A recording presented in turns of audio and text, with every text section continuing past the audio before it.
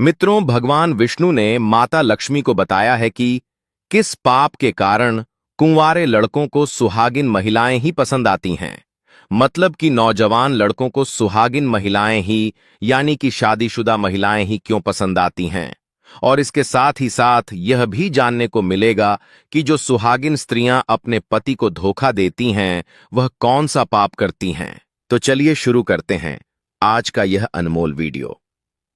मित्रों, एक समय की बात है, माता लक्ष्मी धरती लोक पर भ्रमण कर रही थीं। तभी उन्होंने जंगल के पास एक विचित्र दृश्य देखा। वहां एक सुहागिन स्त्री एक कुंवारे युवक के साथ अनुचित संबंध बना रही थी।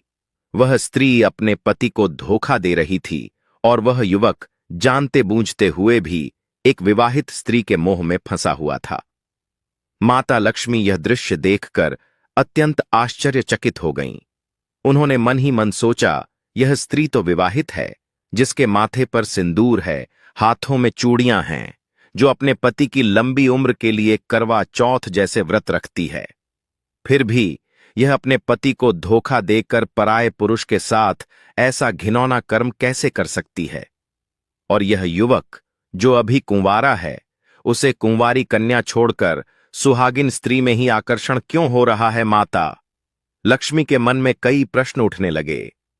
क्या यह सब केवल वासना है या इसके पीछे कोई पाप और पूर्व जन्म का कारण छिपा हुआ है। कुंवारे लड़के आखिर सुहागिन महिलाओं की ओर ही क्यों आकर्षित होते हैं, और जो स्त्रियां अपने पति को धोखा देती हैं वे कौन सा पाप करती हैं। मित्रों, इन सभी प्रश्नों का उत्तर जानने के लिए माता लक्ष्मी ने निश्चय किया कि वे स्वयं भगवान विष्णु से इस रहस्य को पूछेंगी, क्योंकि संसार के हर कर्म और उसके फल का रहस्य केवल नारायण ही जानते हैं। तभी माता लक्ष्मी सीधे वैकुंठ धाम पहुंची। भगवान विष्णु ने उन्हें चिंतित देखकर कहा, हे देवी, आज तुम्हारा मुखमंडल शांत नहीं लग रहा है। अवश्य ही तुम्हारे मन में कोई गंभीर प्रश्न चल रहा है। निसंकोच होकर बताओ, क्या जानना चाहती हो। तब माता लक्ष्मी बोलीं, हे प्रभु, आज जब मैं पृथ्वी लोक पर भ्रमण कर रही थी, तब मैंने एक सुहागिन स्त्री को एक कुंवारे युवक के साथ अनुचित संबंध बनाते हुए देखा। यह देखकर मैं अत्यंत चकित रह गई। जो स्त्रियां अपने पति की लंबी आयु के लिए व्रत रखती हैं, वे ही स्त्रियां पराये पुरुषों से संबंध क्यों बनाती हैं, और वह युवक जो कुंवारा है, उसे किसी कुंवारी कन्या के बजाय विवाहित स्त्री में ही आकर्षण क्यों होता है। कृपया इस रहस्य का समाधान कीजिए। प्रभु माता लक्ष्मी के इन गंभीर प्रश्नों को सुनकर भगवान विष्णु गंभीर हो गए और बोले, हे देवी, तुमने जो प्रश्न पूछा है उसमें संपूर्ण मानव जाति के कर्म और पापों का रहस्य छिपा हुआ है। कुंवारे लड़कों का सुहागिन स्त्रियों की ओर आकर्षित होना और विवाहित स्त्रियों का अपने पति को धोखा देना, यह सब उनके पूर्व जन्म और वर्तमान जन्म के कर्मों का फल है। मैं तुम्हें इसका उत्तर एक कथा के माध्यम से समझाता हूं, लेकिन तुम्हें इसे ध्यानपूर्वक सुनना होगा। तब माता लक्ष्मी बोलीं, हे प्रभु, मैं वचन देती हूं कि आपकी कथा को मन, वचन और कर्म से ध्यानपूर्वक सुनूंगी। कृपया इस रहस्य का पर्दाफाश कीजिए। मित्रों, अब भगवान विष्णु कथा आरंभ करते हैं और कहते हैं, हे देवी, एक समय की बात है। उत्तर प्रदेश के एक छोटे से गांव में शिव प्रसाद नामक एक पंडित अपनी पत्नी सावित्री देवी के साथ निवास करता था। शिव प्रसाद विद्वान था, लेकिन उसके मन में कई ऐसे संस्कार थे जो भविष्य में बड़े पापों का कारण बनने वाले थे। मित्रों, भगवान विष्णु माता लक्ष्मी से कहते हैं कि उस गांव में रहने वाला पंडित शिव प्रसाद नक्षत्रों का बहुत बड़ा जानकार था। चाहे पुत्र हो या पुत्री, वह जन्म लेते ही उनके नक्षत्रों को देखकर उनकी सही सही जन्म कुंडली बना देता था। उसे वेद शास्त्रों का भी गहरा ज्ञान था और लोग दूर दूर से अपनी समस्याएं लेकर उसके पास आते थे। एक दिन की बात है कि पंडित शिव प्रसाद की पत्नी सावित्री देवी के गर्भ से एक कन्या का जन्म हुआ। पंडिताइन अपनी पुत्री को पाकर अत्यंत प्रसन्न हुई। उसका आनंद मानो सातवें आसमान पर था। लेकिन जब पंडित शिव प्रसाद ने अपनी नवजात पुत्री की जन्म कुंडली देखी तो उसका हृदय भीतर से कांप उठा। उसकी आंखों के सामने भविष्य की भयानक तस्वीर उभर आई। हालांकि उसने अपनी पत्नी से कुछ नहीं कहा, क्योंकि प्रसव के बाद सावित्री देवी शारीरिक और मानसिक रूप से कमजोर थी। वह उसे और दुखी नहीं करना चाहता था। मित्रों, पंडिताइन तो बेटी पाकर बेहद खुश थी। घर में उत्सव जैसा माहौल था, लेकिन पंडित शिवप्रसाद के चेहरे पर चिंता की रेखाएं साफ दिखाई दे रही थीं। कुछ समय बीता और जब कन्या का नामकरण संस्कार हुआ तो पंडित ने अपनी बेटी का नाम कमला देवी रखा। कमला देवी दिखने में अत्यंत सुंदर थी। उसका रूप इतना आकर्षक था कि जो भी उसे देखता मोहित हो जाता। समय धीरे धीरे बीतने लगा और कमला देवी बड़ी होने लगी। जब वह युवावस्था में पहुंची और विवाह योग्य हो गई, तब उसकी मां ने पंडित शिवप्रसाद से कहा, हे पिया जी, हमारी बेटी अब विवाह योग्य हो गई है। अब आप कोई योग्य वर देखकर इसका विवाह कर दीजिए। लेकिन मित्रों, जब भी पंडित यह बात सुनता, वह किसी न किसी बहाने से बात टाल देता। कभी कहता अभी समय नहीं आया, तो कभी किसी और विषय पर बात घुमा देता। इस तरह वर्षों बीत गए, लेकिन कमला देवी का विवाह नहीं हुआ। असल कारण तो पंडित शिवप्रसाद जानता ही था। उसकी बेटी की कुंडली में साफ लिखा था कि जिस पुरुष से उसका विवाह होगा वह 2-3 वर्षों के भीतर मृत्यु को प्राप्त हो जाएगा और कमला देवी विधवा बन जाएगी। मित्रों, इस संसार में कोई भी पिता नहीं चाहता कि उसकी बेटी विधवा बने। पंडित शिवप्रसाद भी अपनी बेटी को इस दुख से बचाना चाहता था, लेकिन वह यह भी जानता था कि विधि के विधान को कोई टाल नहीं सकता। अब पंडित की चिंता और बढ़ गई। उसने सोचा कि इस संकट से बचने का कोई उपाय जरूर होना चाहिए। एक दिन वह अपने एक ज्ञानी मित्र के पास गया और उसे पूरी समस्या बताई। उस मित्र ने एक उपाय बताया, लेकिन साथ ही कुछ शर्तें भी रखीं। उसने कहा, यदि कमला देवी का पति कुछ वर्षों तक जीवित रहे और उसके बाद मृत्यु हो जाए, तो क्या वह अपने जीवन के कर्तव्यों को निभा पाएगी? यह उपाय सुनकर पंडित और भी सोच में पड़ गया, क्योंकि इसमें बड़ा जोखिम छिपा था। मित्रों, भगवान विष्णु माता लक्ष्मी से कहते हैं कि वह उपाय बहुत ही जटिल था और उसमें नकारात्मक परिणाम होने की पूरी संभावना थी। अब पंडित के सामने एक बड़ा निर्णय खड़ा था। वह अपनी पुत्री की रक्षा के लिए किसी भी उपाय को अपनाने को तैयार था, लेकिन वह यह भी जानता था कि जीवन और मृत्यु तो स्वयं भगवान के हाथ में होती है। अब वह सोचने लगा कि वह क्या करे। यही सबसे बड़ा प्रश्न था। अंत में उसने यही निश्चय किया कि वह अपनी पुत्री का विवाह नहीं करेगा, ताकि आगे चलकर उसे अपनी बेटी को विधवा के रूप में न देखना पड़े। धीरे धीरे समय बीतने लगा और अब गांव के लोग पंडित शिवप्रसाद को कोसने लगे। लोग आपस में कहने लगे, यह कैसा पिता है? इसकी बेटी तो कब से विवाह योग्य हो चुकी है, फिर भी यह उसका विवाह नहीं कर रहा। जवान बेटी को घर में बैठा रखा है। एक दिन गांव की कुछ महिलाएं पंडिताइन सावित्री देवी के पास पहुंचीं और बोलीं, हे पंडिताइन दीदी, आपकी बेटी बहुत दिनों से विवाह योग्य हो चुकी है।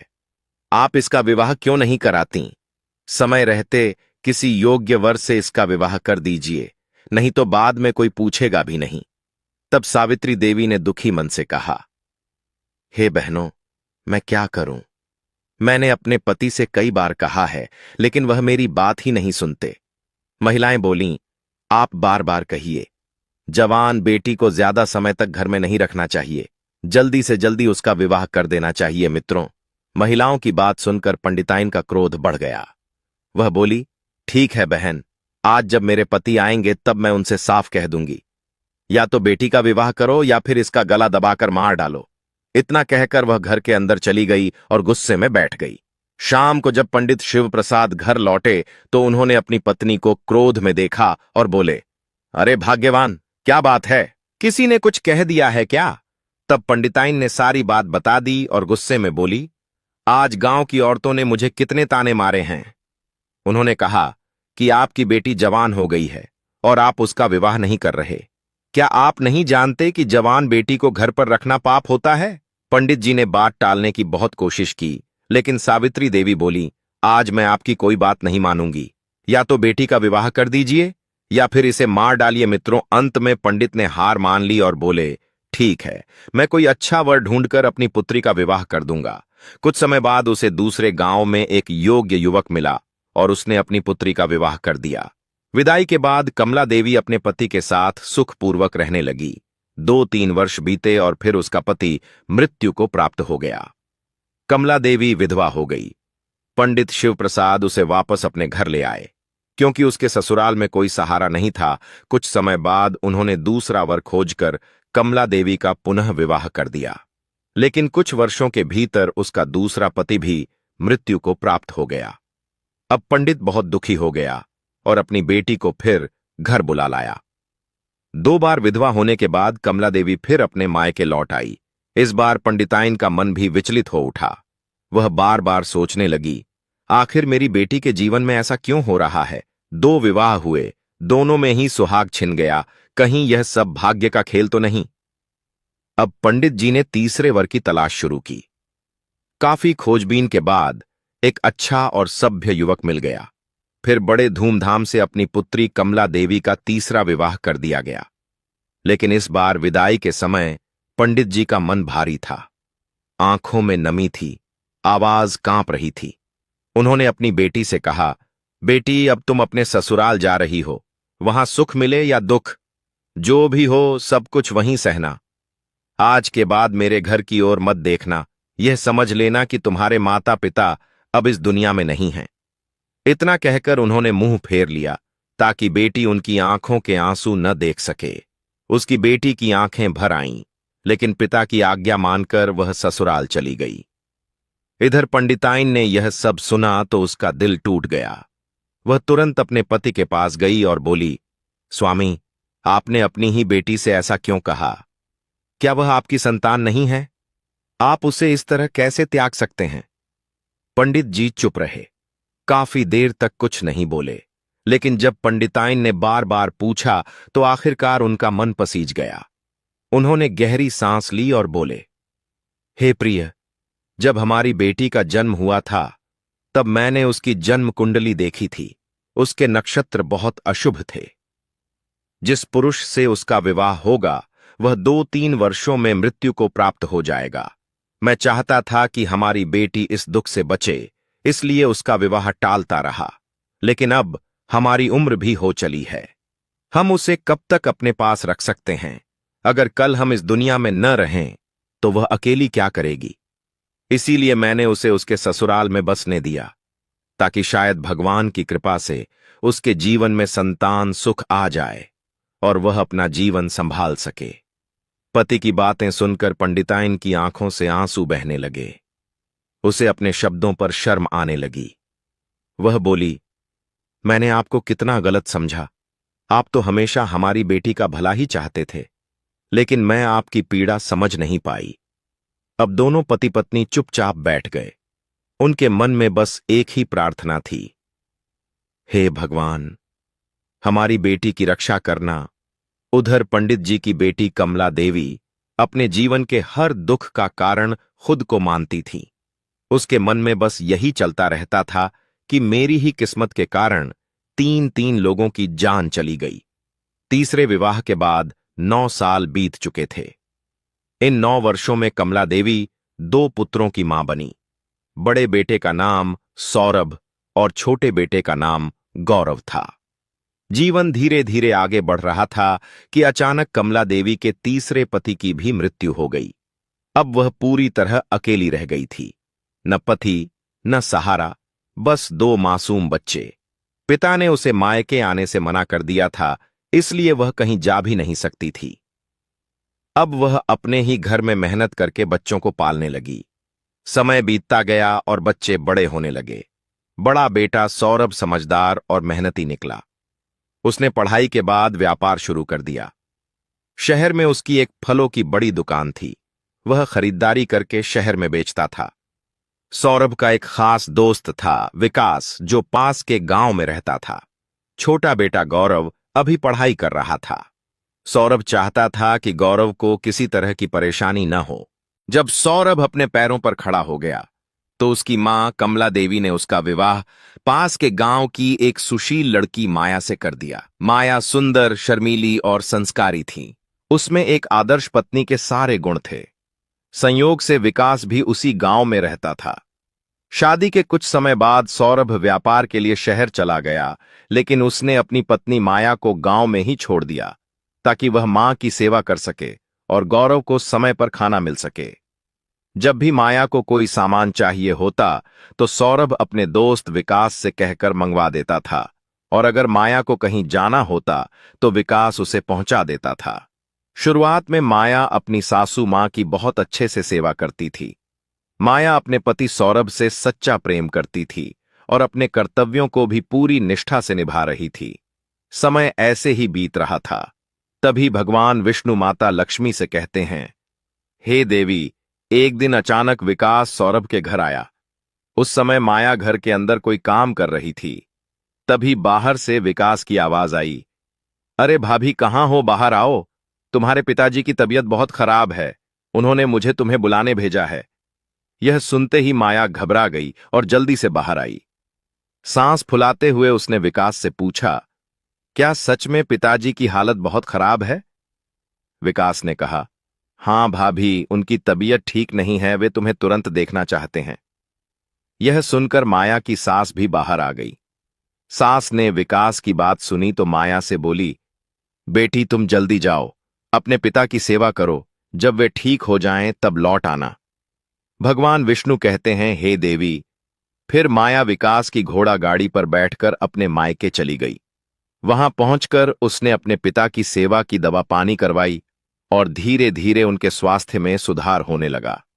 उधर माया का पति सौरभ शहर में था और माया अपने मायके में रुक गई थी। विकास रोज माया के घर आकर उसके पिता का हाल चाल पूछता था। माया को अब विकास का व्यवहार अच्छा लगने लगा। उसे विकास में अपनापन दिखाई देने लगा और वह मन ही मन उससे प्रेम करने लगी।